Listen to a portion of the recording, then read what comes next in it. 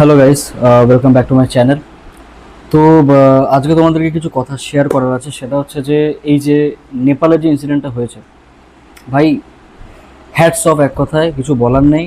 Like seriously, যারা Gen Z people, যারা Gen Z মানুষ, 18 থেকে 25 বছর 26 বছর ছেলে মেয়েরা যারা যেটা করেছে নেপালে, ভাই হ্যাটস অফ। এর জন্য লিটারালি গাটস লাগে, and they have prove that. ওরা সত্যি প্রুভ করেছে যে একটা সরকারকে হিলিয়ে দেওয়ার মতন ক্ষমতা রাখে লিটারালি। ঘটনা তোমাদেরকে বলি, সেটা হচ্ছে যে হয়তো অনেক অনেক মানুষের জানে না, হয়তো অনেকে জানে।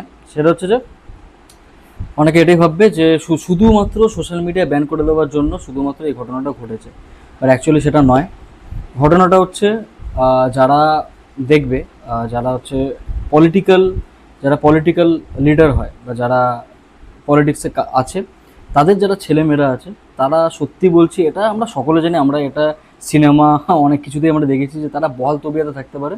বাট আমার তোমার মতন যারা সাধারণ মানুষ, তাদের হয়ে যায় সমস্যা। তারা না তো কোনো সুযোগ সুবিধা পায়, তারা না তো ভয়েস ওঠাতে পারে।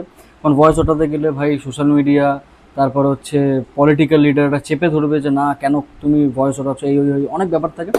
তাই জন্য ভয়েস ওঠাতে পারে না, তাই জন্য ভয়েস দাবানো থাকে। বাট নেপালের মানুষরা কিন্তু সেটা করেনি। নেপালের মানুষরা কী করেছে, তারা এইসব যারা পলিটিক্যাল লিডারের ছেলেমেয়েরা, তারা বহাল তবিয়াতে ঘুরে বেড়াচ্ছে, তারা বিদেশে যাচ্ছে, তারা ওখানে গিয়ে মজ মস্তি করছে, পার্টি করছে, অনেক কিছু করছে। বাট যারা সাধারণ মানুষ, তারা এসব করতে পারে না।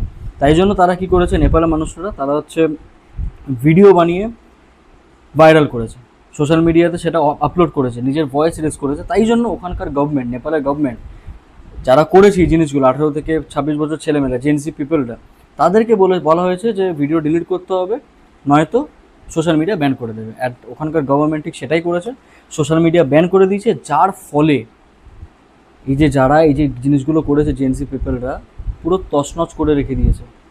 পার্লিয়ামেন্টে আগুন লাগিয়ে দিয়েছে, মানে লাইক পুরো তছনছ। নেপালে লাইক সাংঘাতিক। এটাও সত্যি কথা যে যারা প্রাণ হারিয়েছে, 21 জন 22 জন যাই যাই হোক না কেন, তাদের জন্য ভেতর থেকে বলছি রেস্ট অ্যান্ড পিস। খুবই দুঃখজনক একটা ব্যাপার, বাট কিছু করার নেই। এর আগেও আমরা অনেক প্রাণ দিয়েছি, লড়াই করেছি, প্রোটেস্ট করতে হয়েছে। অ্যান্ড এই যে প্রোটেস্টটা যে করেছে ওরা, হ্যাটস অফ ভেতর থেকে। বি সেফ, নেপালের মানুষজনকে বলছি সাবধানে থাকুন। অ্যান্ড সত্যি মানে এইটা হেন্স প্রুফ যে যদি সবাই একত্র হয় না, সরকারকে হিলিয়ে দেওয়ার মতন ক্ষমতা রাখে। ঠিক সেম ওয়েস্ট বেঙ্গলও তাই। যদি সবাই একত্রিত হয়, এই যে এত পলিটিক্স, এত ভুলভাল বা করাপশান, সব শেষ হয়ে যাবে।